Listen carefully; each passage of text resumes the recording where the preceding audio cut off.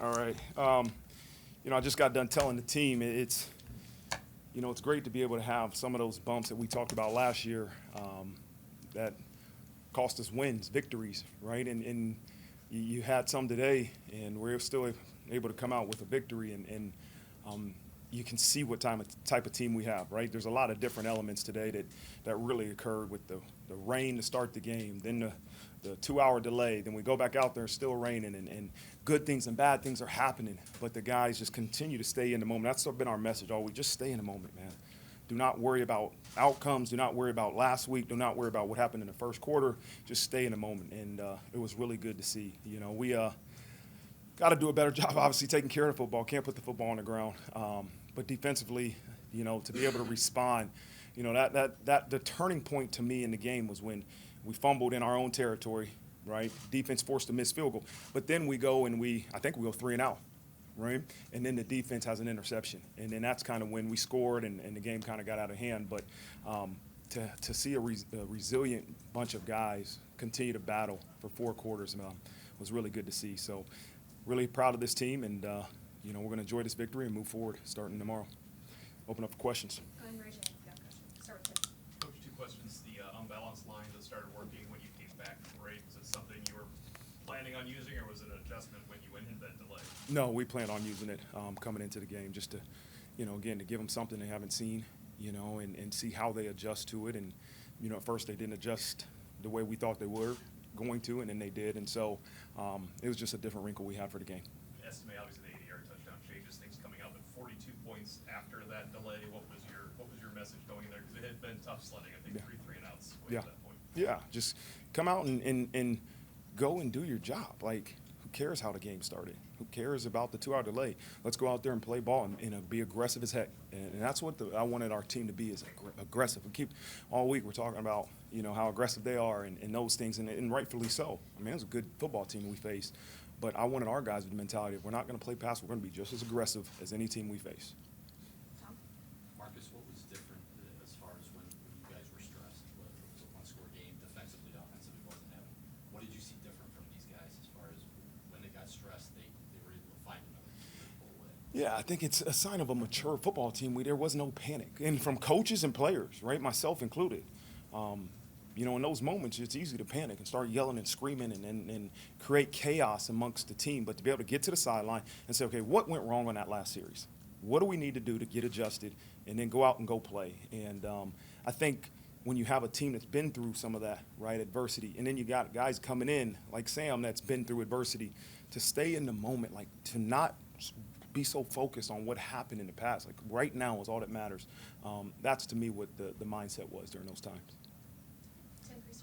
What was the key to containing Armstrong? He's so difficult to contain over the course of 60 minutes, but you guys seem to stay in your passing lanes and keep him in front. Yeah, it's a constant battle, because you don't want to keep them on leashes, right? You don't want them to be so non-aggressive that there's no pass rush. You have to be somewhat aggressive. I thought we created different rush lanes, right, to confuse him so he couldn't just step up. We kept talking about those B gaps, especially to his left, right? Our right B gap, we had to keep him out of there. So those different things we were trying to do to truly keep him from escaping vertical through that B gap. But, I mean, he still did a great job of keeping plays alive. Man, he's a competitor. He is a tough guy. We tried to, obviously, if he ran the ball, try to hit him like a running back. And kept bouncing up and competing. So I have a lot of respect for him. In the run defense in general, they try to hit you up the middle, but rarely did you guys bend. Yeah.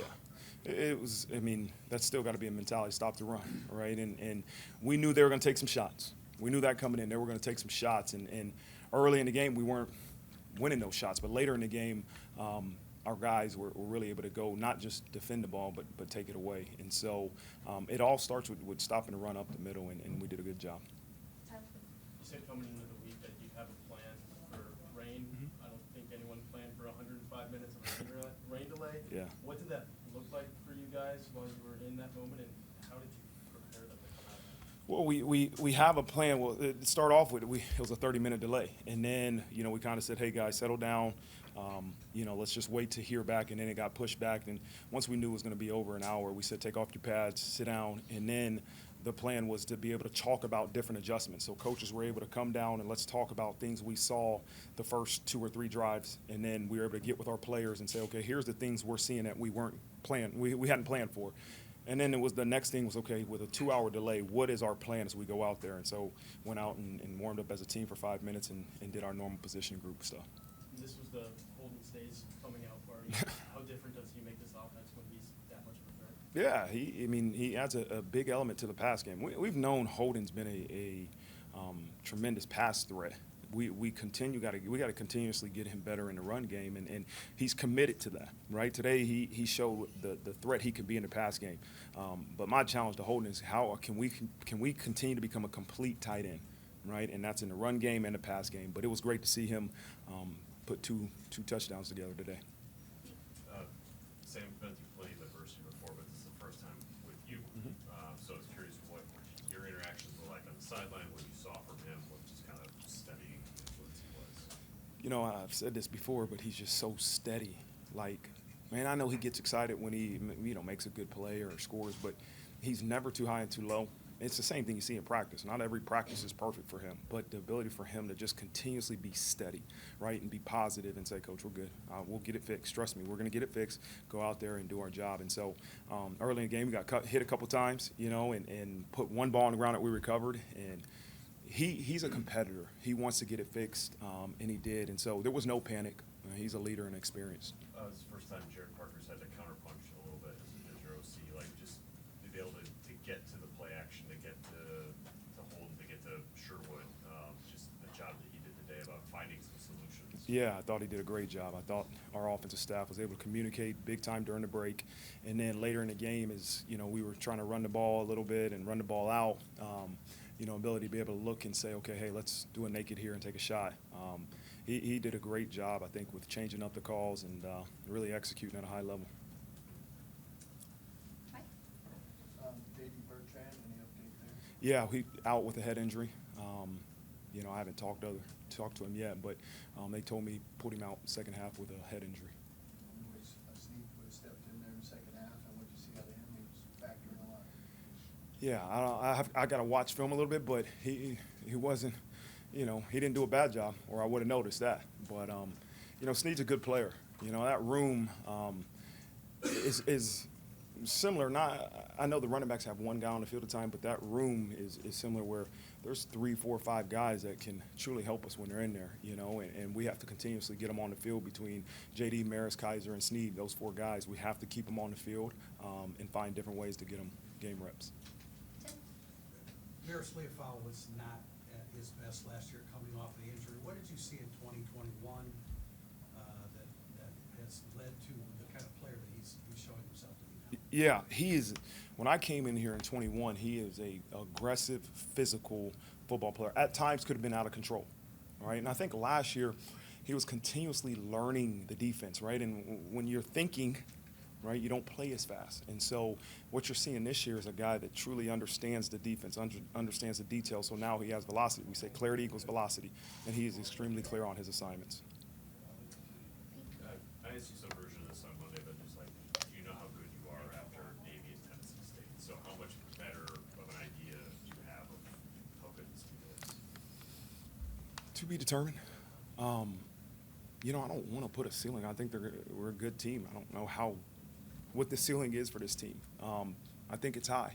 And our job is to develop these guys over the week, right? And so when we get these opportunities on Saturday, we're performing at the highest level we can. And so it's to be determined how high that ceiling is.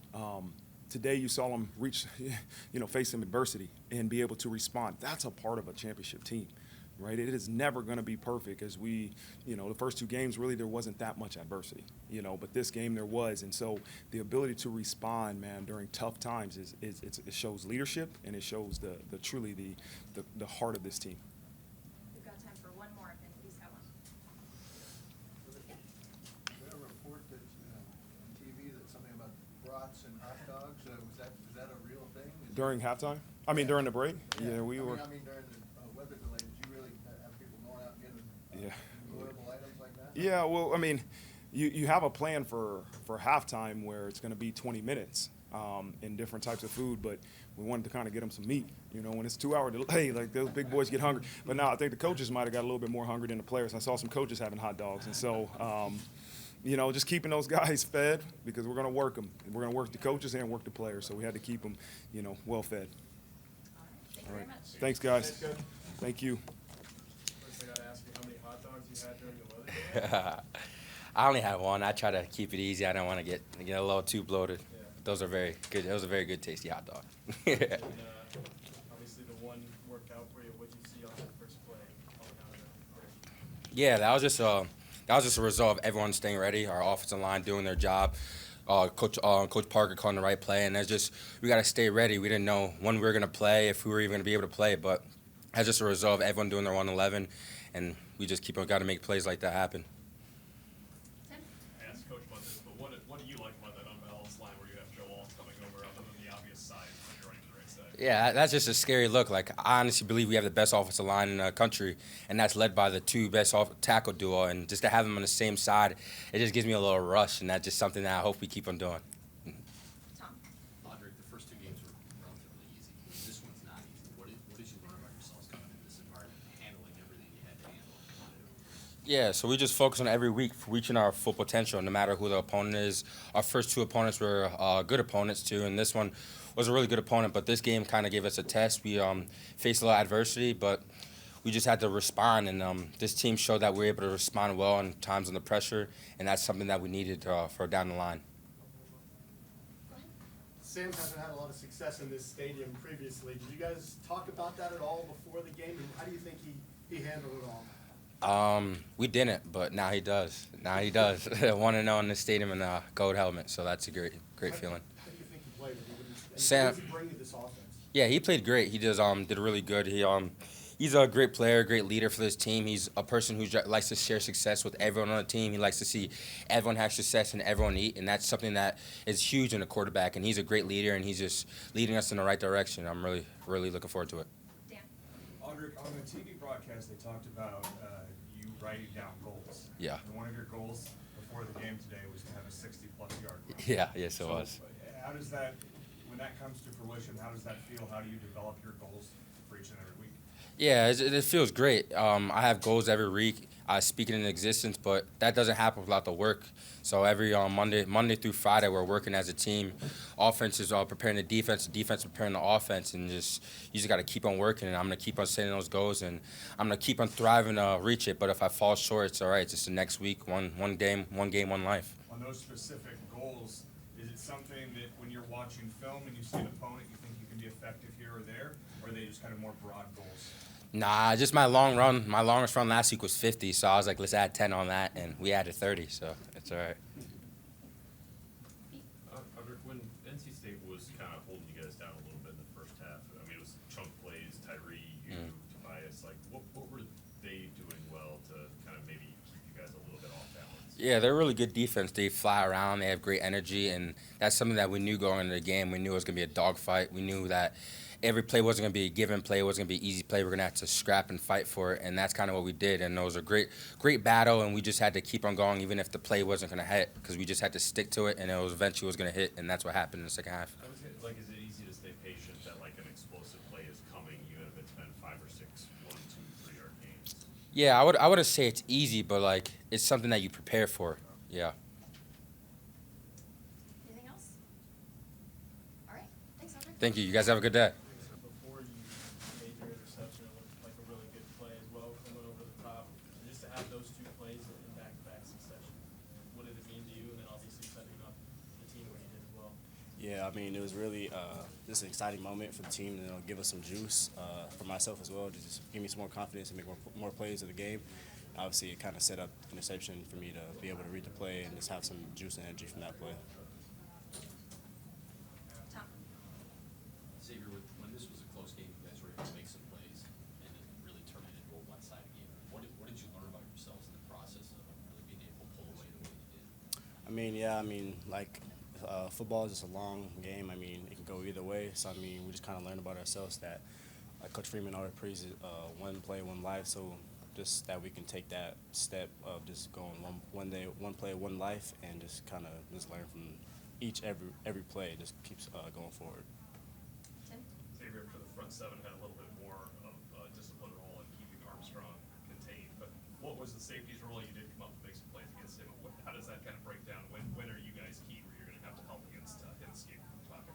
Obviously, yeah, when we're plastering, we call it plastering, when he's running around and we're kind of trying to stay on a receiver. So, I mean, obviously, the D-line did a great job keeping him in the pocket. Obviously, when he kind of just breaks that plane of the D-line, we know when we need to get off our man to come up and help. So.